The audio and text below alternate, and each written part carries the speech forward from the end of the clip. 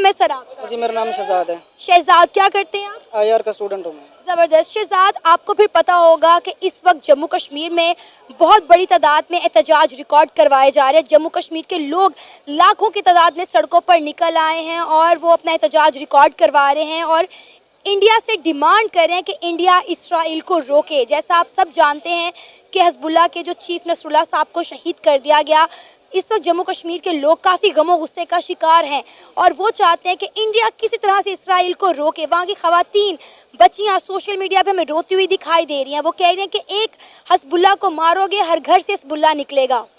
जी ma'am, सबसे पहले तो आप ये देखें कि आप ये एक्सपेक्ट इंडिया से कर रहे हैं कि इंडिया जो है वो ये मसला सॉल्व आउट करेगा, जबकि ये मसला जो 56 इस्लामी ममालिक की तंजीम है OIC, वो मसला उनसे नहीं हैंडल हो सका, हालांकि वो मुस्लिम्स हैं। और आप ये तवक्को कर रहे हैं कि ये मसला इंडिया सॉल्व करेगा। क्या इंडियन जो है वो एक मुस्लिम स्टेट है जिससे आप तवक्को कर रहे हैं कि वो ये मसला सॉल्व आउट करेगा? ये मुतालबा जम्मू कश्मीर के लोगों का है, मेरा नहीं है, ना पाकिस्तान की आवाम का है।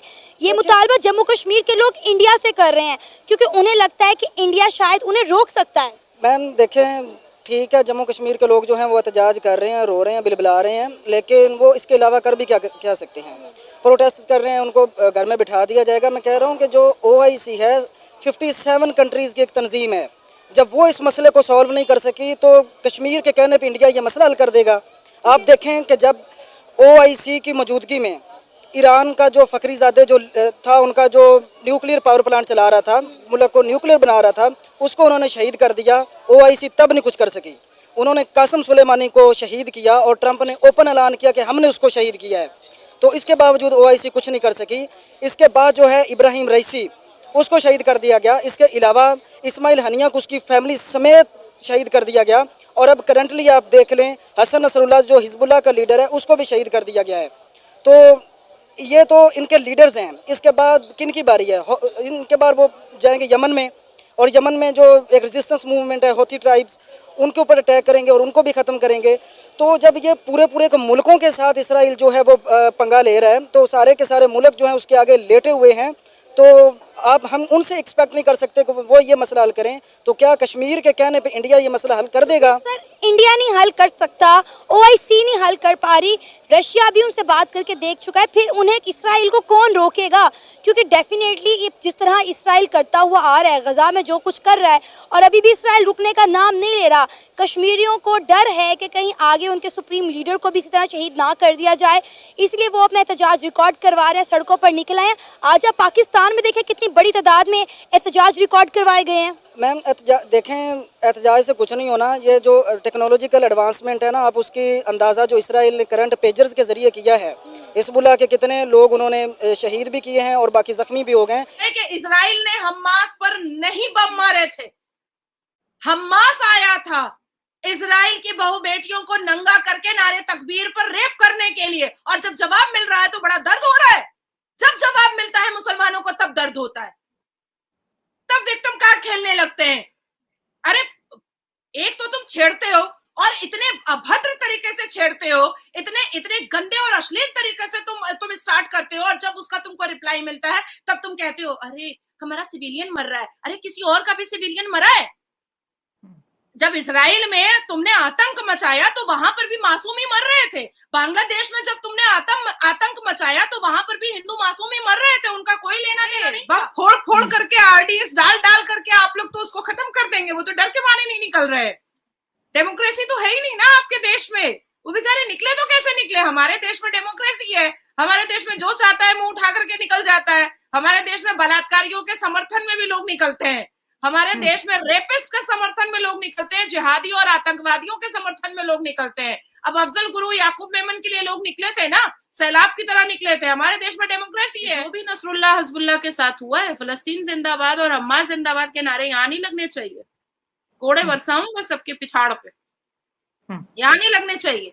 ये इबादत की जगह है, ये पाक मुकद्दस जगह है, यहाँ पर इबादत करने आते हो, यहाँ पर इबादत करो। ये मक्का मुअज़्ज़मा है, ये मदीना मुनव्वरा है। यहाँ पर फलस्तीन जिंदाबाद, यहाँ पर हमास जिंदाबाद, यहाँ पर नसरुल्लाह जिंदाबाद, यहाँ पर हिजबुल्लाह जिंदाबाद, यहाँ पर टेररिस्ट जिंदाबाद। नहीं चलने देंगे, बिल्कुल नहीं चलने देंगे। नसरुल्लाह हिजबुल्लाह मरेगा तो छाती पीटने निकल जाएंगे फॉर नो रीजन। आपके देश का मामला नहीं है, आपके नेता का मामला नहीं है, आप क्यों कूद रहे हैं? जियोपॉलिटिक्स में एक सिविलियन क्यों कूदेगा? क्या जरूरत है उसको बोलने का? एक साधारण नागरिक क्यों कूदेगा इस मामले में? और छोटी छोटी बच्चियों से बुलवाते हो ये सारी बातें सिखा सिखा करके, और वो क्या कह रही है? मैं इजराइल के चीफ मिनिस्टर को बोल रही हूँ। इजराइल में चीफ मिनिस्टर होता है, उसको पता भी नहीं है कि उसको बोलना क्या। आधा अधूरा बेचारी रटी है और रट करके वो कैमरा के सामने बोल रही है ताकि पॉलिटिकल जितने भी टेररिस्ट हैं उनको खुशी हो कि देखो बच्चा बोल रहा है। आप बच्चे को क्या सिखा रहे हो? आप बच्चे को लिखना पढ़ना नहीं सिखा रहे हो, आप बच्चे को शिक्षा नहीं सिखा रहे हो, आप बच्चे को रोड पर उतारे हो ये कहने के लिए कि मैं इजराइल के चीफ मिनिस्टर को ललकार रही हूं। कि वो छोटी सी डिवाइस है। पहले उन्होंने वहाँ लेबनान में उनका इंटरनेट स्लो डाउन किया था कि ये एक नए सिस्टम की तरफ जाएं। उनको पता था कि ये पेजर की तरफ जाएंगे। जब लेबनान ने पेजर का ऑर्डर दिया ताइवान की कंपनी को, तो उसके बाद क्या होता है कि जब इसराइल को पता चल जाता है कि ये पेजर मंगवा रहे हैं आपस में कम्युनिकेशन करने के लिए, तो वो लोग क्या करते हैं कि पेजर की में जो डिवाइस है उसको ओपन करके उसमें एक्सप्लोसिव जो हैं वो डाल देते हैं। तो जब वो ऑर्डर लेबनान के पास पहुंचता है और पेजर्स जो हैं वो उनके जो लोग हैं उनमें तकसीम होता है, तो कुछ दिनों के बाद जब वो एक्टिव हो जाता है तो उसके बाद साइबर अटैक करके पेजर से अटैक करवा दिया जाता है, जिसकी बदौलत जो काफ़ी सारे लोग हैं वो शहीद भी हो जाते हैं और ज़ख्मी भी हो जाते हैं। तो आप यहाँ से उनकी टेक्नोलॉजिकल एडवांसमेंट देख सकते हैं कि उनकी पंजे कितने मजबूत हैं। वो मुस्लिम उम्मा के अंदर कितना अंदर तक जा चुके हैं, और हम जो मजम्मत करते आ रहे हैं। और इसका जो प्रॉपर सोल्यूशन है वो सिर्फ़ और सिर्फ अब निगोशिएशंस नहीं है, इसका एक मिलिट्री सोल्यूशन है। जो पाकिस्तान की 57 स्टेट्स हैं इनको एक मिलिट्री सोल्यूशन इसका निकालना चाहिए। देखें जो करंटली वर्ल्ड ऑर्डर चल रहा है इसको समझने की थोड़ी कोशिश करें। जो करंट वर्ल्ड ऑर्डर है ये वर्ल्ड वार 2 के बाद जो इस्टेब्लिश हुआ है, जिसमें IMF, वर्ल्ड बैंक और इस तरह के जितने भी इदारे हैं वो जो है वो अमेरिका के कंट्रोल में है। और अल्टीमेटली अमेरिका किसके कंट्रोल में है? अमेरिका जो है वो इसराइल के कंट्रोल में है। किसके ज़रिए? IPAC के ज़रिए, American Israel public affair committee, जो USA में एक लॉबी करती है, जिसके तहत वो लोग पार्लियामेंट में पहुंचाए जाते हैं जो कल को इसराइल के जो इंटरेस्ट हैं उनको वो सेफगार्ड करें। तो इसलिए जो USA है वो एक सुपर पावर है। सुपर पावर होने की वजह से, और उसके पास सुपर पावर की सपोर्ट है इसराइल के पास। और वो आपने बोला कि इसराइल के पास एडवांस टेक्नोलॉजी है जिसकी वजह से सब कुछ कर पा रहा है, तो शायद जम्मू कश्मीर के लोगों को ये इसलिए लग रहा है क्योंकि इंडिया भी टेक्नोलॉजी में बहुत आगे पहुंच गया हुआ है, और शायद उन्हें इसीलिए ये लग रहा है कि इंडिया इसराइल को रोक सकता है और इसराइल शायद इंडिया की बात सुन ले। देखिए मैं वही बात दोबारा करूँगा कि इंडिया से हमें एक्सपेक्ट कभी भी नहीं करना चाहिए। इंडिया एक मुस्लिम स्टेट नहीं है। देखिए नबी पाक सल्लल्लाहु अलैहि वसल्लम की हदीस है कि मुसलमान जो हैं वो एक जिस्म की मानिंद है। जिस्म के अगर किसी हिस्से में तकलीफ़ होगी तो पूरा जिस्म जो है वो बेचैन होगा। तो हम जो 57 मुस्लिम ममालिक हैं हमें एक जिस्म की मानिंद होना चाहिए। अगर फ़लस्तीन में आज जीनोसाइड हो रहा है तो उसकी तकलीफ़ हमें होनी चाहिए क्योंकि हम मुसलमान हैं। इंडिया को इस चीज़ की क्या तकलीफ़ है? उन्होंने अपना इकोनॉमिक इंटरेस्ट देखना है। अगर उनको USA में इकोनॉमिक इंटरेस्ट है तो वो उनकी बात करेंगे, हमारी बात वो क्यों करेंगे? तो फ़लस्तीन जिंदाबाद, यहाँ पर हमास जिंदाबाद, यहाँ पर नसरुल्लाह जिंदाबाद, यहाँ पर हिजबुल्लाह जिंदाबाद, यहाँ पर टेररिस्ट जिंदाबाद। नहीं चलने देंगे, बिल्कुल नहीं चलने देंगे। नसरुल्लाह हिजबुल्लाह मरेगा तो छाती पीटने निकल जाएंगे फॉर नो रीजन। आपके देश का मामला नहीं है, आपके नेता का मामला नहीं है, आप क्यों कूद रहे हैं? जियोपॉलिटिक्स में एक सिविलियन क्यों कूदेगा? क्या जरूरत है उसको बोलने का? एक साधारण नागरिक क्यों कूदेगा इस मामले में? और छोटी छोटी बच्चियों से बुलवाते हो ये सारी बातें सिखा सिखा करके, और वो क्या कह रही है? मैं इजराइल के चीफ मिनिस्टर को बोल रही हूँ। इजराइल में चीफ मिनिस्टर होता है, उसको पता भी नहीं है कि उसको बोलना क्या। आधा अधूरा बेचारी रटी है और रट करके वो कैमरा के सामने बोल रही है ताकि पॉलिटिकल जितने भी टेररिस्ट हैं उनको खुशी हो कि देखो बच्चा बोल रहा है। आप बच्चे को क्या सिखा रहे हो?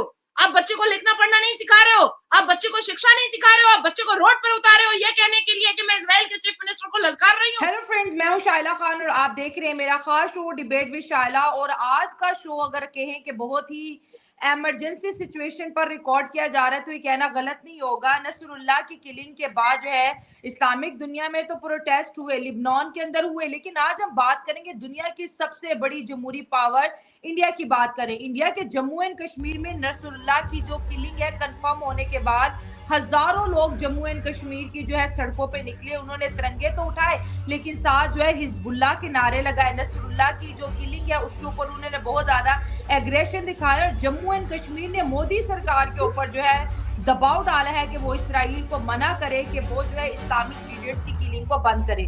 इसके साथ साथ बहुत सी ऐसी वीडियोस है जो मैं जो है वक्फे से अपने शो के अंदर प्ले करती रहूंगी। नाज़िया जी के रिएक्शन जानते रहेंगे कि कश्मीर के अंदर सिर्फ इस वक्त मेल नहीं है जो रोड पे निकले, बल्कि फीमेल और बच्चियां बहुत बड़ी तादाद में और रो रही हैं। ठीक है, इंडिया की बात करें तो इंडिया के जो कश्मीर से अदर स्टेट्स की बात करें तो नसरुल्लाह की किलिंग को बड़ा पॉजिटिव माना जा रहा है और इंडिया हमेशा कहता है कि इसराइल को सपोर्ट करेंगे और इसराइल इंडिया को सपोर्ट करता है। जैसे यूनाइटेड नेशन में उन्होंने इंडिया को ब्लेसिंग बोला। लेकिन अब नसरुल्लाह क्या हर घर से पैदा होगा, क्योंकि कुछ वीडियोस हम आपके साथ शेयर करने वाले हैं। नाज़िया जी को वेलकम करते हैं अपने शो में। Thank you so much Nazia ji हमें ज्वाइन करने के लिए।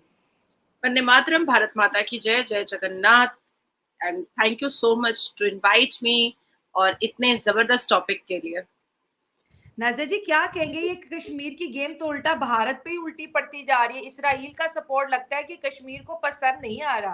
तो पहले मैं शाला आपको ये बता दूं और पूरी दुनिया को ये बता दूं कि मैं स्ट्रांगली सपोर्ट करती हूँ इसराइल को, स्ट्रांगली, अच्छा, दिमाग से भी दिल से भी स्ट्रांगली सपोर्ट करती हूँ। अब मेरा मानना ये है कि आवाज ये भी उठी थी कि हर घर से अफजल निकलेगा। बेसिकली अभी जितना भी टाइम गुजर चुका, आप देखें कि कई माह गुजर चुके हैं और वहाँ पर बहुत शदीद किस्म की जो है ना वो सारे हालात चल रहे हैं, आज तक नॉर्मल नहीं हो सके। ठीक है, और बहुत सारी कंट्रीज़ ने अपने अपने लेवल के ऊपर ट्राई करके देख लिया। अब ये जो स्टेप है जो इस वक्त एक जम्मू कश्मीर में इलेक्शन होने जा रहे हैं, ठीक है, इसके टाइम पर अगर इस चीज़ को कैश करवा लिया जाए और जिस तरह आवाम इस वक्त बाहर सड़कों पर निकल आई है, तो मे बी इलेक्शन को स्मूथ करने के लिए जो इंडिया है वो इस हक़ में बोल भी सकता है। और अगर ये बोलता है, आपको इस चीज़ का आइडिया है कि इंडिया और इसराइल जो है ये बहुत ज़्यादा क्लोज़ हैं आपस में। अगर इस टाइम पे ये आपस में इनके कोई मुतालबात हो जाते हैं या इंडिया इसकी फेवर में बोल जाता है, तो इसमें एक अच्छा रिज़ल्ट सामने आ भी सकता है। और यही टाइम है, क्योंकि अगर ये टाइम भी निकल गया और इंडिया को इसके बाद किसी तरीके से भी आप प्रेशराइज़ नहीं कर सकते, क्योंकि उनका एक बिज़नेस जो है ना सारी टर्म्स भी चल रही हैं। कोई भी कंट्री अपने, और स्पेशली इंडिया, इस लेवल पे इसराइल के साथ अपने ताल्लुकात को ख़राब नहीं कर सकता, लेकिन इस मौके पे एक अच्छा चांस है कि कर सकते हैं। आपको लगता है कि इंडिया इसराइल को रोक सकता है, क्योंकि ऑलरेडी रशिया और कई ममालिक ने अपने अपने तौर पर कोशिश कर ली है, लेकिन इसराइल रुकने का नाम नहीं ले रहा। लेकिन जो कंडीशन इंडिया की है ना इस वक्त पूरे वर्ल्ड में, ठीक है, उसके अगर उसका कंपैरिजन किया जाए तो यहाँ पर वो उसको रोक सकता है और उसके कहने पे इजराइल मजबूर हो भी सकता है, क्योंकि इस वक्त इंडिया एक पावर है और यूएसए के साथ वो भी आपको पता है बराबर के शरीक है, तो यहाँ पर इसका इम्पैक्ट एक अच्छा आ सकता है, इसमें कोई डाउट नहीं है। और सर हमने ये चीज़ देखी है कि दुनिया इंडिया को सुनता है, उनकी मानता है, तो हो सकता है अगर इंडिया कोशिश करे तो ये मामलात रुक जाएं, क्योंकि ये मामलात रुकने का नाम नहीं ले रहे। बहुत ज़्यादा जानी और माली नुकसान हो गया है। आज हमने देखा कि पाकिस्तान भर में भी इस हवाले से एहतजाज हुए हैं। जी, पाकिस्तान में भी हुए हैं और उसके बाद जो हमारे जो प्राइम मिनिस्टर हैं उन्होंने भी आज जो एक अच्छा उसका स्टेप उन्होंने भी लिया कि पूरा अपने अगर। तो दोस्तों, आपका क्या विचार है? क्या आपको लगता है? हमें कमेंट में अपने विचार जरूर बताएं। अगर आपको यह वीडियो पसंद आया हो तो कृपया लाइक करें और हमारे चैनल को सब्सक्राइब करना न भूलें। इसके अलावा बेल आइकन को दबाना न भूलें ताकि आपको हमारी नई वीडियोस की अपडेट्स मिलती रहें। आपका धन्यवाद। अगले वीडियो में मिलते हैं।